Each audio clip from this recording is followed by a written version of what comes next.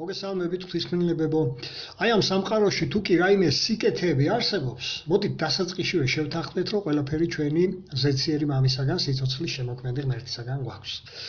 ჩემს გასულ ვიდეოებში დროდადრო მე ვსაუბრობდი სხვადასხვა კუთხით გამოვლენილ მის აი ამ სიკეთეებზე და აი ამ ვიდეოშიც მინდა ცოტა მეტად სიღრმისეულად შევეხოთ მის ამ თვისებას.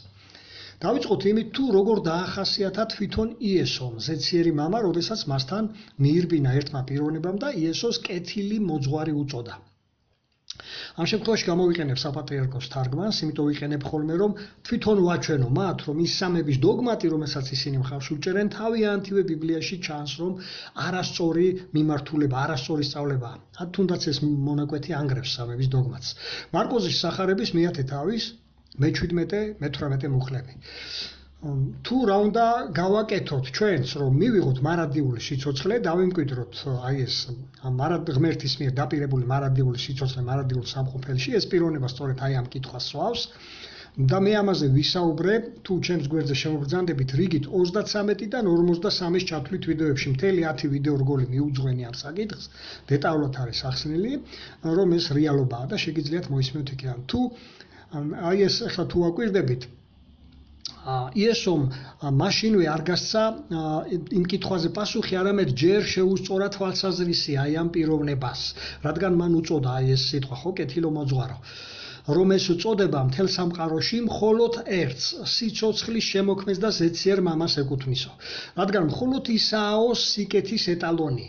ამას დაუკვირდეთ ახლა აუცილებლად, რომ მისგან, ზეციერი მამისგან ისწავლება ყველა სიკეთე. თუ კი ვინმე ახლა დღეს თითოეული ჩვენგანი სიკეთეს ვავლენთ, სწორედ იმიტომ ვავლენთ, ვირეკლავთ აი ამას, რომ მისი ქმნილებები ვართ და ასე ვართ შექმნილები. რა თქმა უნდა, ახლა იესო ქრისტეზე კეთილს არავის უცხოვრია დედამიწის სულზე, რაც კი ადამიანებს უცხოვრიათ, ხო? ვერავინ ვერ იტყვის, რომ იესოზე კეთილი იყო. მაგრამ იესომ თავისი აი ამ სიტყვებით გაუსვა ხაზი, რომ მანაც ზეციერი მამისაგან ისწავლა სიკეთის კეთება, სიკეთის არეკლა. და სამების დოგმაც ამიტომაც ანგრევს აი ეს მუხლი, რადგან იესო შექმნილი იყო მამის მიერ. იესოს მხოლოდ შობილიძე ამიტომ ეწოდება, ხო? და თუ კი რაიმე სიკეთეს ავლენდა თვითონ იესო, ავლენს დღეს და მომავალშიც გამოავლენს, ეს მხოლოდ იმიტომ, რომ თავის მამას ბაძავს. ისევე როგორც ნებისმიერი მშობლების ანარეკლები არიან მათივე შვილები. ასეთი ანდაზაც გვაქვს, ხო, დედა ნახე, მამა ნახე, შვილი ისე გამონახეო. და ნებისმიერი ბავშვი, რომელიც 5 წლისაა თუნდაც ავიღოთ, ძალიან ბევრი ბაძავენ ხოლმე თავის მამას უკვე მანერებში, იტყვიან ხოლმე პირწავარნილი მამამისიაო, აი 5 წლის ბავშვზე. და წარმოიდგინეთ, ახლა მილიარდობით წლები გაატარა იესომ თავისი მამის გვერდით და ბუნებრივია ის ირეკლავდა სრულიად და სრულყოფილად თავისი მამის ბუნებას და ამიტომაც ამბობდა ხოლმე, რომ ვინც მე მიხილა, მამა იხილაო. მაგრამ ის არ ისაკუთრებდა იმას, რაც მამის დამახასიათებელია. იესომ ეს თვისება მამისაგან, იაჰვესგან, იეჰოვასგან ისწავლა და ამიტომაც უხსნის აქ აი ამ პიროვნებას, თუ ვის ეკუთვნის დიდება მარადიული სიცოცხლისათვის. რადგან ესეც ზეციერი მამის ინიციატივაა, რომ ჩვენ ადამიანებს, მის რჩეულებს, მის მორჩილებს მომავალში მოგცეს მარადიული სიცოცხლე და მარადიულ სამყოფელში. და ამაზე დიდი სიკეთეც რაღა უნდა იყოს, ხო? ამიტომაც სწორედ იესო აქ უსვავს აი ამ მომენტს ხას, რომ სიცოცხლის შემოქმედი გვპირდება მარადიულ სიცოცხლეს და ამიტომ ის იმსახურებს ქებას და დიდებას სწორედ აი ამ სიკეთისთვის. და თუ არა გაქვთ ეს ვიდეო რგოლები მოსმენილი, კიდევ ერთხელ მოგიწოდეთ, რომ შემოით ჩემს გვერდზე და რიგით 33-დან 53-ის ჩათვლით, აი დეტალურად მოისმინეთ მარადიულ სიცოცხლესთან დაკავშირებული აი ეს კონკრეტული საკითხები. ახლა კი ვნახოთ, გამოვიყენებ ახალი ქვეყნიერების თარგმანს, თუ თავად ღმერთმა, სიცოცხლის შემოქმედმა, რას გაუსვა ხაზი მოსესთან საუბრისას. სანამ ის განმეორებით აი ამ ქვის ფილებზე ამოუტვიფრავდა მცნებებს. ეს უკვე ორიგინალის ასლია, მსგავსი, ზუსტად აი ეს თარგმანი, რიგით მეორე წიგნი, ნახეთ, გამოსვლა, 34 თავი, მე-5, მე-6, მე-7 მუხლის ანაწილი. მე-6 მუხლის ბოლოში დააკვირდით და მე-7 მუხლის დასაწყისში წავიკითხავ და გამოვყოფ სწორედ აი ამ ადგილს კითხვის პროცესში. ღრუბლებში ჩამოვიდა იეჰოვა, დადგა მასთან და გამოაცხადა იეჰოვას სახელი. ჩაიარა იეჰოვა მისი სახის წინაშე და გამოაცხადა: იეჰოვა, იეჰოვა, გულმოწყალე და მწყალობელი ღმერთია, რისხვაში ნელი, უხვი სიკეთესა. და ჭეშმარიტებაში 1000-ებისთვის ინახავს სიკეთეს პატიოს დანაშაულს, შეწოდებას, წოდვას, რა თქმა უნდა, მომნანიებლებს და ამაზე მე გასულ ვიდეორგოლებშიც ვისაუბრე. ერთგული სიყვარული, რომელიც ღმერთის უმთავრესი მამოძრავებელი თვისებაა, ებრაულიდან ხესედ, სწორედ ამას ნიშნავს, სიყვარულით გამოვლენილი სიკეთე. და საერთოდ სიცოცხლე რომ ჩქეებს დღეს პლანეტაზე, ეს იმიტომ რომ ღმერთის სიყვარულია და ეს სიყვარულიდან გამომდინარე სიკეთით მოქმედებს. და მისი შემოქმედება ცოცხალი თუ არაცოცხალი ნებისმიერი მარტივი უჯრედით დაწყებული ჩვენით დამთავრებული აი ამისი მტკიცებულებები ვართ.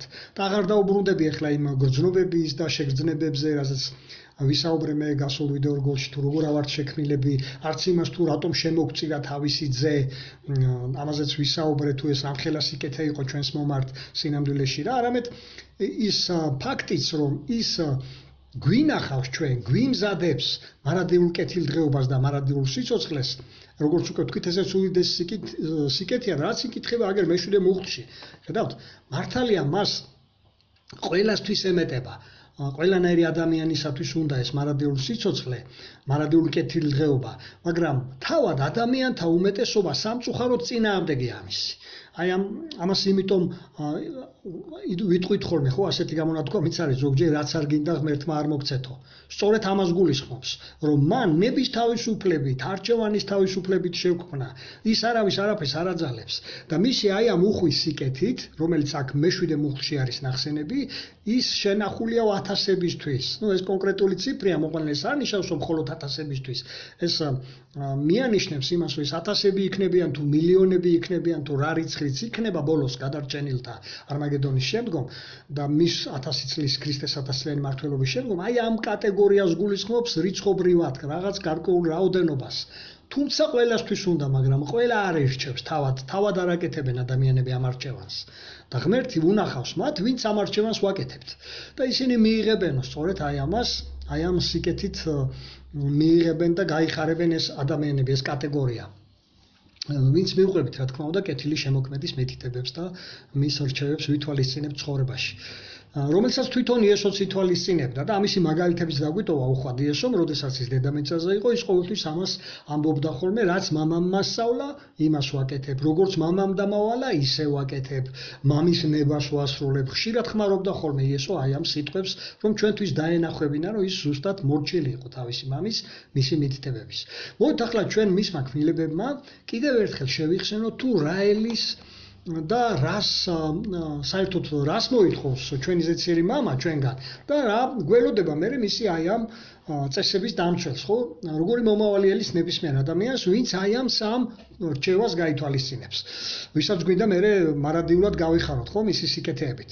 მიქა წინასწარმეტყველის წიგნს გამოვიყენებ, მე-6 თავის, მე-8 მუხლი.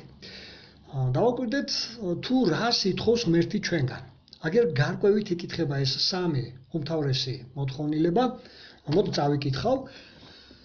მან გითხრა ადამიანო, რა არის კარგი? რას ითხოვს იეჰოვა შენგან თუ არა სიმართლის ქმნას, სიკეთის სიყვარულსა და მოკრძალებულად სიარულს შენს ღმერთთან ერთად. მოდით გავიაზროთ ეს სამივე მოთხოვნა. პირველი, ეს არის სამართლის ქმნა, ხო? ცხოვრების ყველა სფეროში, ყველა ადამიანის მოყვასის მიმართ უნდა იგრძნობოდეს, რომ ჩვენ სიმართლით და სამართლიანობით ვეპყრობით ყველას. დეტალები თუ რას ნიშნავს იყო სამართლიანი ღმერთის მსახური, ირეკლავდე ზეციერი მამისაგან აი ამ თვისებას, მის სამართალს და სამართლიანობას, შემოდი ჩემს გვერდზე და 71 ვიდეორგოლი მოისმინე. ეს ვიდეორგოლი გამოყავ სპეციალურად ამ მიზნისთვის, რომელსაც სხვათა შორის ბლოკავს YouTube-ის ადმინისტრაცია, რომ ბევრმა არ მოისმინონ, რადგან ჩვენს ქვეყანაში მიმდინარე აი ეს მოვლენებიც არის იქ აღწერილი და გაშუქებული. ანუ ეს პირველი მოთხოვნა, გავიგეთ ხო, რომ უნდა ვიყოთ სამართლიანები და სხვათა შორის გეტყვით, რომ თუ აი ამ ჩემს გვერდს აკვირდებით, ხო, ასე მაქვს დასათაურებული ლექსები სიმართლეზე. რატომ? თუ შემოხვათ ჩემს გვერდზე და ასკროლავთ სულ თავში, მთლიან ლენტას, ხო, სულ თავში ასკროლავთ, 80-ზე მეტი ლექსი მიდევს სხვადასხვა თემაზე, მაგრამ სამართლიანობის კუთხით. ყველა ლექსში არის სამართლიანობა ხაზგასმული, ამა თუ იმ მიმართულებით. ყველა სფეროში და ეს თვითეული აზრი აღებული მაქვს წმინდა წერილებიდან, ბიბლიიდან, რომ ეს არის უფლის სამართალი და დანარჩენი თქვენ შეგიძლიათ უკვე ლექსებიდან გაიგოთ, რასაც გულისხმობთ, ვისაც გიყვართ, რა თქმა უნდა, ლექსები. დავუბრუნდეთ შემდეგ მეორე მოთხოვნას, რომელსაც აქ სიკეთის სიყვარული არის ასე გამოყოფილი, ხო, გვესმის ხო ეს აზრი. ზუსტად გავიგოთ, მოდი დავაკონკრეტოთ. ზოგი იმიტომ აკეთებს ქველმოქმედებას, რომ ორგანიზაციას თუ პირადი სახელი მოიხვეჭოს, აი ამ თავისი გაკეთებული სიკეთით, რომ გაიკეთოს რეკლამა, შეიქმნას იმიჯი, დაიქვას მერე მეცენატი და ასე შემდეგ, ხო, ასეთი სიკეთეები სიამდვილეში არასწორი გულის მოტივებია. უფალი, მოდი პირდაპირ ვთქვათ, არაჯილდოებს ასეთ ადამიანებს ამ სიკეთისთვის. მაგრამ ის სიკეთე, რომელიც აქაა ნახსენები, გამოვკვეთოთ ხო ეს აზრი კიდევ ერთხელ, სიკეთის სიყვარული. მიზანი ჩანს, რატომ და ვისთვის აკეთებს პიროვნება სიკეთეს. ვისაც სიკეთე უყვარს. იმიტომ რომ სხვანაირად არ ძალგით, სხვანაირად არ შეგიძლია ვერ მოისვენებ თუ სიკეთე არ გაუკეთე მას, ვინც ამას ელის და საჭიროებს შენგან და სიკეთეს მრავალნაირი ფორმა არსებობს. მოკლედ, ამიტომ აკეთებს სიკეთეს, რომ გიყვარს ამისი კეთება, როცა მას მის აუცილებლობას ხედავ. ერთ-ერთი ფორმა სიკეთის კეთებისა, მე ვიტყვი რომ ეს უფრო ყველაზე დიდი სიკეთეა, რაც თვითონ წმინდა წერილებში არის ეს გამოკვეთილი, რომ ამაზე დიდი სიკეთე არ არსებობს, როცა ნებისმიერ ადამიანს ეხმარები გაიცნოს სიცოცხლის შემოქმედი, დაუახლოვდეს მას და უარი თქვას თავისი ძველი ცუდი ცხოვრების წესზე. ანუ დაეხმარო ადამიანს ამოათრეო სადღაც ცოდვების ჭაობიდან, დააყენო წმინდა გზაზე, დაახლოვო ზეციერ მამასთან და მე იგი თვითონ გააგრძელებს უკვე ზეციერ მამასთან აი ამ ურთიერთობას. და ამაზე დიდი სიკეთე არ არსებობს. თუნდაც აი რასაც მე ვაკეთებ, ჩემი აი ამ ვიდეო რგოლების მეშვეობით, რომელშიც ერთი თეთრი არავისგან არასოდეს არ ამიღია, მართალია ეგ ზოგ ვიდეოზე რეკლამაზე იწერება ხოლმე რომ დაფინანსებულია, მაგრამ მე თვითონ მაინტერესებს ვინ დააფინანსა და ვინ მომცა, როდის მომცა ეს თანხები, როცა ანგარიში არ მაქვს საერთოდ გახსნილი არც ერთ ბანკში. ვებით ხო რაზეა საუბარი? აქ რაღაცა სხვა გაყალბებასთან თუ არა გვაქვს ადგილი. მე თვითონ ერთი თეთრი არ ვიცი აი ამ ვიდეო რგოლების მომზადების გამო და არც ამისთვის არ ვაკეთებ. კიდევაც ხას უსვავ, მე ვაკეთებ ისევ და ისევ სიკეთის სიყვარულის გამო, რომ ადამიანებმა ის ცოდნა მიიღონ, რაც წმინდა წერილებიდან მოდის, რომ დაუახლოვდნენ ზეციერ მამას, ზეციერი მამა გაიცნონ და ჰქონდეთ მომავალში მარადიული სიცოცხლის პერსპექტივა. აი ეს არის ჩემი მიზანი. და საერთოდ ასეთი სიკეთე ყველაზე დიდ სიკეთედ ითვლება, როგორც გითხარით, აი ამ სამყაროში. თავად უზენაესი მიიჩნევს ამას ყველაზე დიდ სიკეთედ. და დაუბრუნდეთ ახლა მესამე მხარეს, რაც ამ მონაკვეთშია, შევეხოთ, ესაა მოკრძალებულად სიარული ღმერთთან ერთად. რა იგულისხმება აი ამ სიტყვებში, რომ მოკრძალებულად იარო ღმერთთან ერთად. ეს რომ შევძლოთ აი ამაში გარკვევა, უნდა მიუბაძოთ იესო ქრისტეს, უნდა მიუყვეთ ქრისტეს ნაკვალევს და ავირეკლოთ თვითონ ქრისტე ჩვენ ცხოვრებაში. თუ სიღრმისეულად ახლა გაინტერესებთ დეტალები, თუ როგორ უნდა გავაკეთოთ ეს და რატომ უნდა გავაკეთოთ, ამისათვის მე უკვე მოგიმზადეთ ვიდეო რგოლები, ვისაც არ მოგისმენიათ, შემოდით ჩემს გვერდზე და მოისმინეთ რიგით 67, 62, 69 ვიდეო რგოლები. თუ რას ნიშნავს გერქვას ქრისტიანი და როგორ უნდა ცხოვრობდეს ყველა, ვისაც პრეტენზია გვაქვს ქრისტიანობაზე. ნახოთ მოკლედ კიდევ ერთი მონაკვეთი წმინდა წერილებიდან, კერძოდ ეს არის ახალი აღთქმა კოლოსელთა მესამე თავი, მე-12, მე-13, მე-14 მუხლები, სადაც აი ეს შეიძლება ითქვას შეჯამებული არის ეს ქრისტეს თვისებები, რომელსაც უნდა ირეკლავდეთ ნებისმიერი ქრისტიანი. დავიწყებ, წავიკითხავ აი ამ მონაკვეთს. ამიტომ შეიმოსეთ სათუთი გრძნობებით, თანაგრძნობით, სიკეთით, თავმდაბლობით, რბილი ხასიეთითა და სულგრძელობით, როგორც ღვთის რჩეულები, წმინდა და საყვარელი ადამიანები. მოუთმინეთ და მთელი გულით აპატიეთ ერთმანეთს, თუ ვინმეს მიმართ ჭივილის მიზეზი გაქვთ. როგორც იეჰოვამ გაპატიათ მთელი გულით, თქვენც ისე აპატიეთ ერთმანეთს. გარდა ამისა, შეიმოსეთ სიყვარულით, რადგან ის გამაერთიანებელი სრულყოფილი კავშირია. დიახ, სიყვარულის გარეშე არაფერი გამოვა. როგორც მაგალითად დუღაბი ადუღაბებს, ასეა სიყვარულიც ადუღაბებს, კრავს, აკავშირებს და ყველაფერი აქ ჩამონათვალი, რაც არის მათ შორის სიკეთეც, სიყვარულიდან გამომდინარე კეთდება. და ბოლოს ვნახოთ ერთი მუხლიც, 107 ფსალმუნია, მერვე მუხლი 107 ფსალმუნისა, საპატრიარქოს თარგმანებში ეს არის 106 ფსალმუნი. იქაც მერვე მუხლია, იქ წყალობათ არის მოხსენიებული უფლის ეს სიკეთე. მოდით წავიკითხავ აი ამ აზრს. მადლობდეს ხალხი იეჰოვას მისი სიკეთისათვის და ადამიანთა ძეებისათვის გაკეთებული საოცარი საქმეებისათვის. ესე იგი, ვისკენ მოგვიწოდებს ეს მონაკვეთი თუ ვაკვირდებით? დასაწყისს. მადლობა გადაუხადეთო შემოქმედს, ზეციერ მამას, მისი გაკეთებული სიკეთეებისათვისო. მოდი ელემენტარულს გეტყვით. აი, როდესაც ძალიან გწყურიათ და ვინმე ჭიქაწყალს მოგაწვდით. რას ეუბნებით ხოლმე? მადლობას ხო გადაუხდით. დავაკვირდეთ, რამდენად ეკუთვნის მადლობა იმას, ვინც თვითონ წყალი შექმნა. ვინც ასეთი სხეულებით შექმნა, ჩვენი სხეულები ვიცით, რომ 70%-ზე მეტი წყალი ვართ, ხა? და როცა წყურვილს ვიკმაყოფილებთ, რომ დალევ ხოლმე აი ამ ცივწყალს, რა წამოგწდება ხოლმე, რა კარგი იყო რა. რომ ასეთი სასიამოვნო პროცესია ეს პროცესი, ხო? როცა წყურდები. და ეს ხომ ისე არ ხდება, როგორც მანქანაში, მაგალითად მანქანას რო აუდუღებს წყალს და მერე მიხვალ ჩაამატებ. ასე ხო არ აკეთებ შენ თავთანაც. არა, რა თქმა უნდა. შენ სიამოვნებას განიჭებს ეს პროცესი, ხედავ? ეს მე მოიყვანე ერთი პატარა მაგალითი ჩვენი ყოველდღიური ცხოვრებიდან. და რამდენი რამეა ჩვენს გარშემო, რომელიც ჩვენ გვეხება, ჩვენ თავს ხდება, რამდენი რამისთვის გვაქვს მადლობა გადასახდელი ზეციერი მამისათვის. აქ სწორედ ამისაკენ მოგვიწოდებს ეს ფსალმონი. თუ როგორ შეგიძლიათ ახლა მადლიერება გამოხატოთ, მე რიგით 50-დან 59-ის ჩათვლით ლოცვებთან დაკავშირებით მოვიყვანე ვიდეოები და კონკრეტულად 56 ვიდეოს თუ მოისმენთ, იქ ზუსტად ახსენე მაქვს როგორ გამოვხატოთ ჩვენ ზეციერი მამის მიმართ მადლიერება ყოველდღიურად ჩვენს ლოცვებში.